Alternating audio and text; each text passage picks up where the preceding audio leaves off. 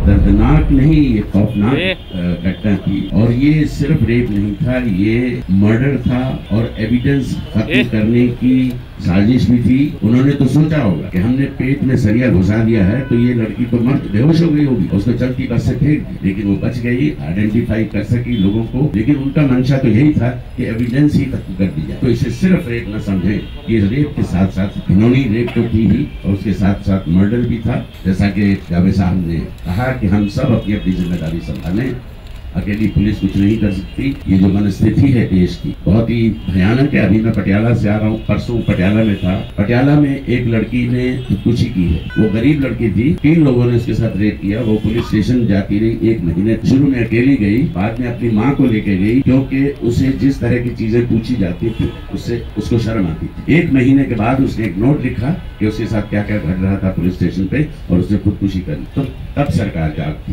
अब SSP को suspend किया या उसको सस्पेंड किया। ये सस्पेंड वगैरह करने से कुछ होता नहीं है, हम लोग देख चुके हैं। और इस तरह से अगर आप ये समझें कि हमारे इस तरह से इकट्ठा होने से कुछ नहीं होता है, ये गलत है आपकी भावना। आपको याद होगा बहुत साल पहले नहीं, अभी हाल ही में जसिका लाल का केस आपको याद है, और दूसरा बच्चा जिसको जला दिया था कटारा, दोनों के केस बंद हो चुके थे।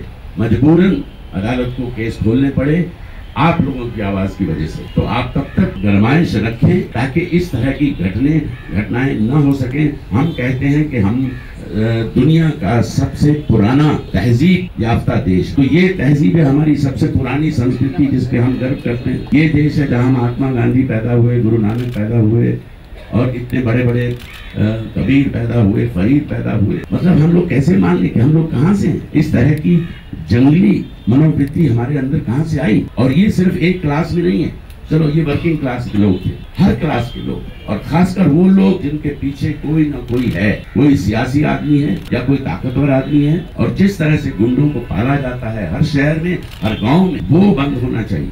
जब तक वो बंद नहीं होगा ये हादसे नहीं रुकेंगे। और ये हम सबको पता है, हर पुलिस को पता है कि उसके मोहल्ले में कौन गुंडे, हर नेता को पता है उसकी कॉन्स्टिट्यूएंसी में कौन गुंडे। अभी चंडीगढ़ के अंदर ASI यूनिफॉर्म के अंदर उसकी बेटी कॉलेज जाती थी, ये 20 दिन पहले की बात है, और उस लड़की को छेड़खानी करते थे 2-3 लड़के। तो उसने फाइनली अपने फादर से शिकायत की, फादर ने कहा ठीक है मैं आ जाऊंगा कॉलेज तुमको ले। वो आए तो उनके सामने भी उनकी इतनी हिम्मत थी, वो यूनिफॉर्म में था, फिर भी उनकी इतनी हिम्मत कि उन्होंने उस लड़की को छेड़ा। तो जाहिर है वो पुलिस वाला था, उसको लगा कि मैं मुझसे कानून से डरेंगे लोग, लेकिन उन्होंने कुछ नहीं, उन्होंने पिस्तौल निकाली, सीधे दाग दी 6 गोली, लेकिन एक ही लगी उसको, 5 नहीं लगी। वो भाग गए, इसको लगा वो भाग गए, दुकान में जाके घुस गया, किसी छुप गया। वो घर से दूसरी पिस्तौल लेकर आया, उसने उसको ढूंढा अपने दोस्तों के साथ, की छाती पे ऐसे पाँव रख के गोलियों से दाग दिया। ये दिन की बात है, और वो माफ कीजिएगा एक पॉलिटिकल पार्टी से सिर्फ ताल्लुक नहीं रखता, वो एक बड़े ओहदे पे। तो जब तक ऊपर से सफाई करना शुरू कीजिए प्लीज।